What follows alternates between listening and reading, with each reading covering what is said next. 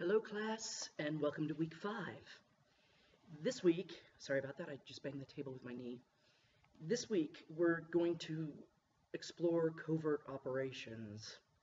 And they are part of what we do in intelligence, but they're kind of a different type of activity. So when we look at national security processes and the establishment and the national security triad, etc., and we look at how intelligence supports that at the federal level.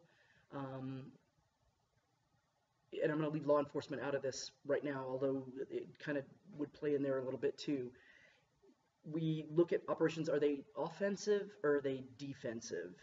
So some intelligence work is passive, and it's defensive in nature. It's indications and warning, so that we can determine whether or not something is going to be a threat or is going to do something to us, etc. That was basically the indications and warning were the bailiwick of the Cold War for 50 years. Just everybody sitting there looking, two sides looking at each other across the borders and Warsaw Pact, NATO, who's going to do what, and making sure that everybody's on the up and up. We have intelligence that supports the State Department. At the end of the Cold War, when we look at like arms treaties and stuff like that, and we have teams that go out and make sure that everybody's abiding by the treaty and everybody's doing what it is that they're supposed to do.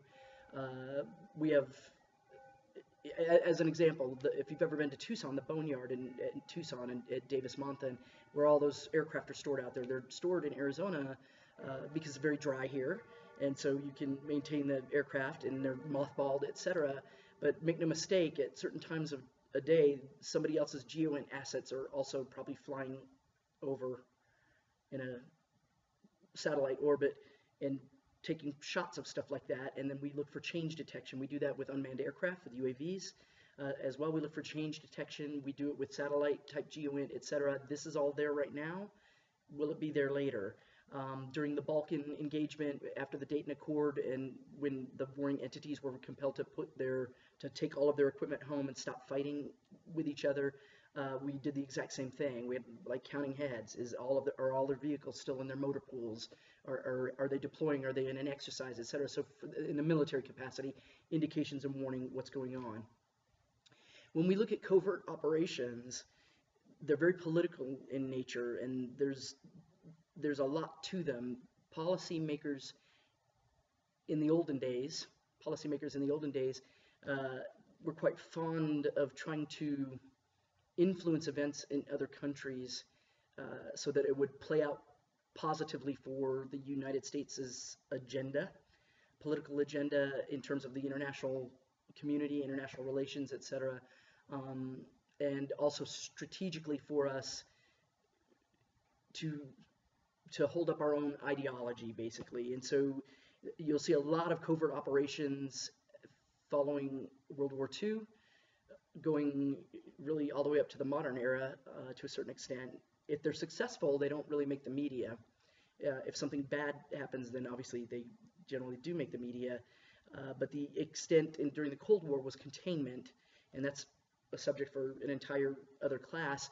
But the United States in the Cold War era was very fond of covert operations in an effort to try to contain what we thought was the spread of communism worldwide. And so we would try to influence things in other countries to prevent the domino effect from happening, the domino theory, which is that the more influence communism got, a country will fall, a country will fall, a country will fall, and it ultimately ends up threatening the U.S. primacy as a superpower at that time, or contemporarily, although kind of fading now, as a hegemon, as a major power, or a unipolar power, one power, the power, etc. So some of those have been gifts that gifts that keep on giving.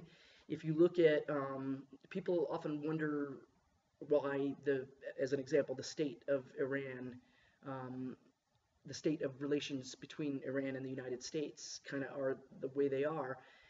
Why does Iran, hate America so much, and why are they so distrustful, etc.? And people don't know their own history, and the bottom line is that the U.S.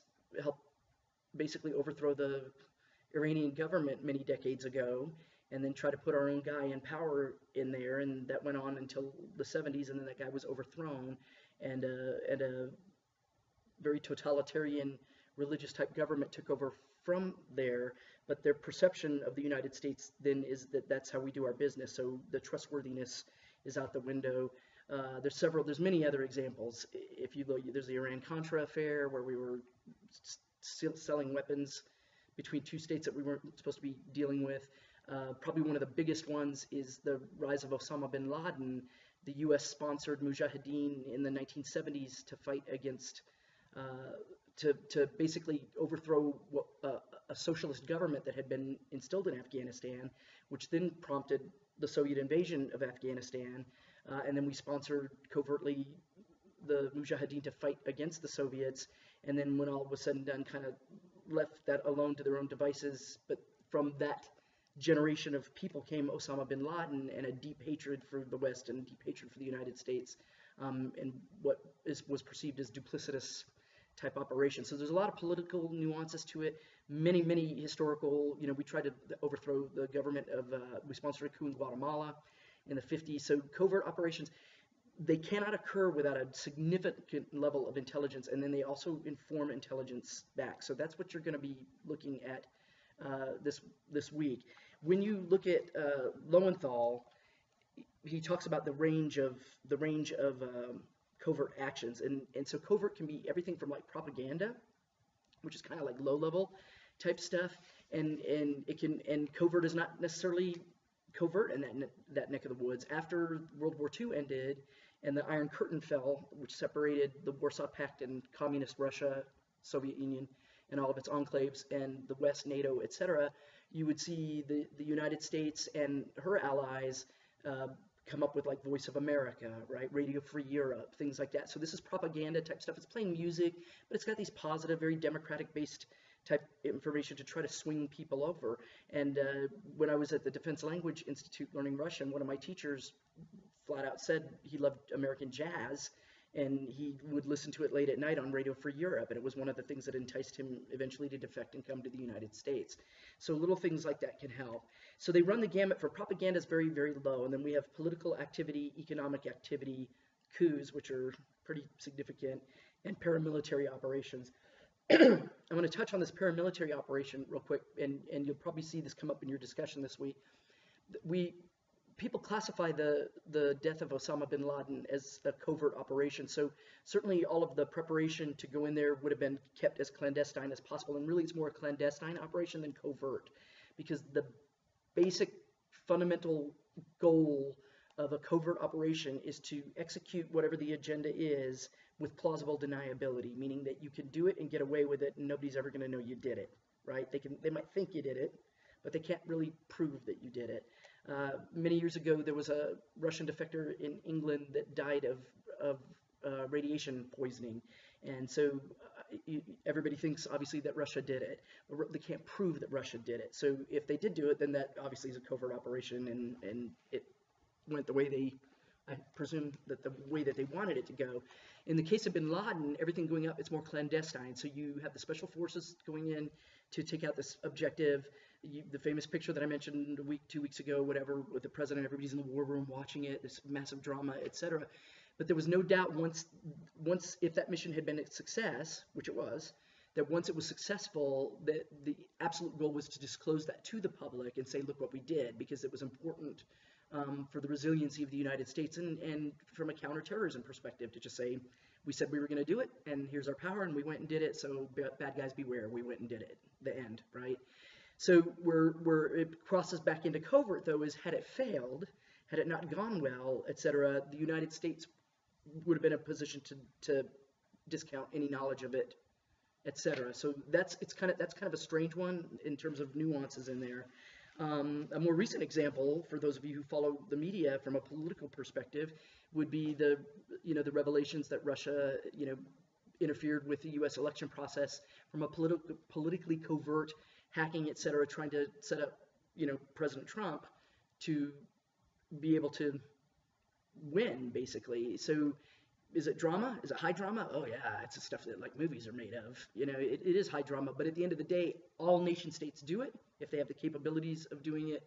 And then you have to question to what degree did that occur. Certainly I think everybody is stunned that it happened to us, but make no mistake, for 50, 60, 70 years, the United States has been very good at doing it ourselves. Again, not to be cynical, but it is the truth, and therefore I want to throw that out there for you. So when you look at covert operations this week, and you'll look at that spectrum, you're going to look at the ladder of how much do you influence, at what level do you want to go, right? How far do you want to go in there? Certainly one of the greatest catastrophes of a covert operation was the Bay of Pigs decision by President John F. Kennedy, where he was trying to sponsor basically a coup, invading Cuba, et cetera, and it just went horribly, horribly wrong. And so when policymakers feel like that's their last resort, or they feel like they can, I don't want to say get away with it because that sounds like too shady, but they feel like the benefits outweigh the negatives, and so therefore they decide to take action related to covert operations.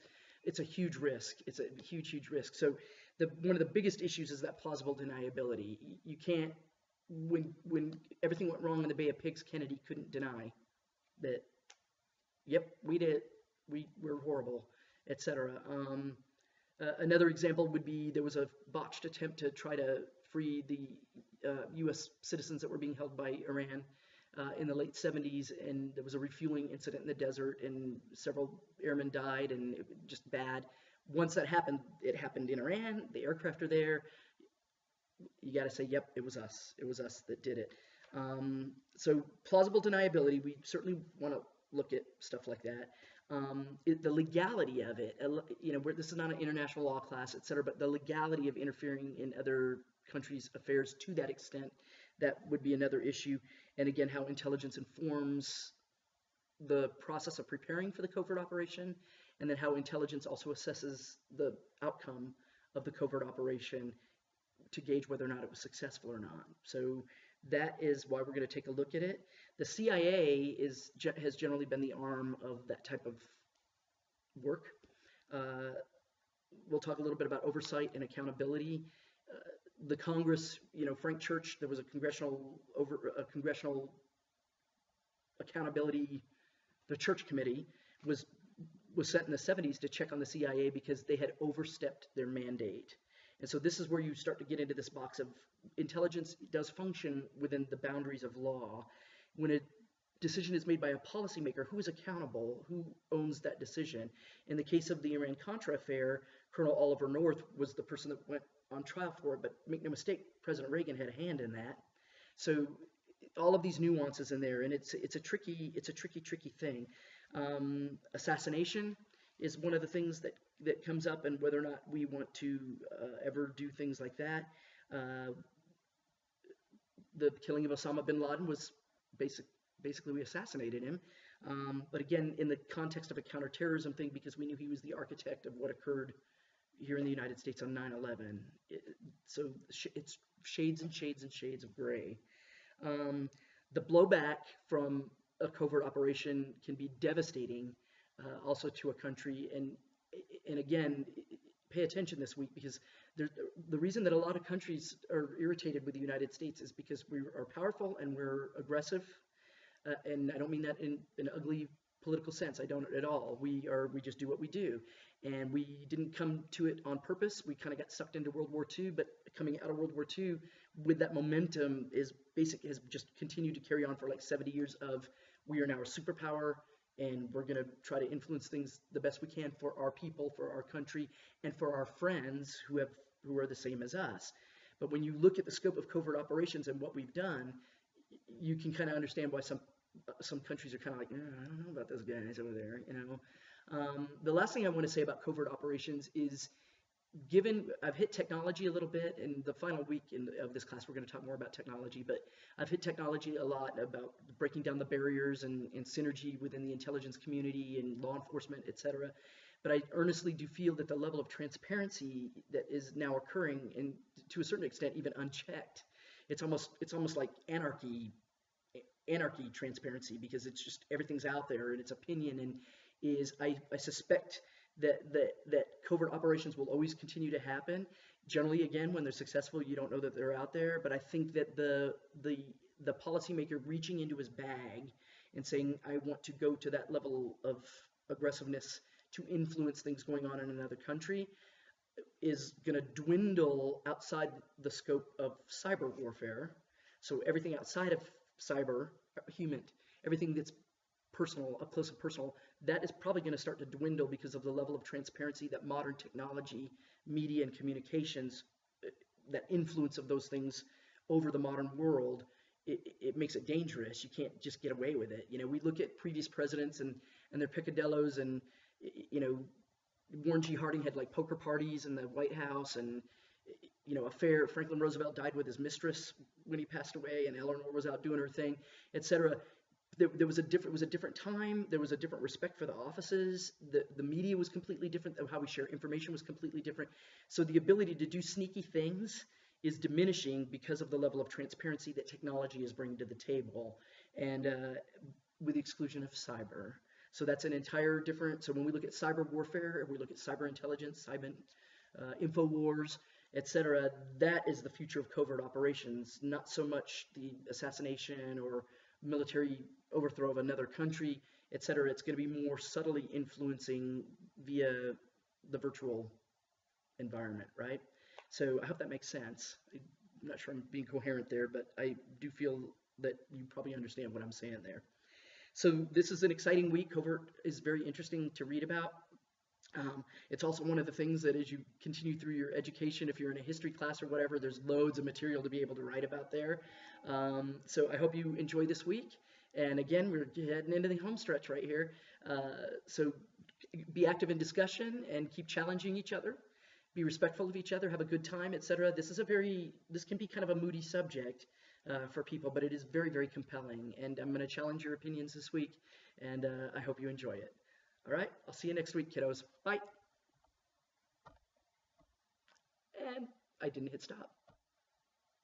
I still didn't hit stop. Are you still watching?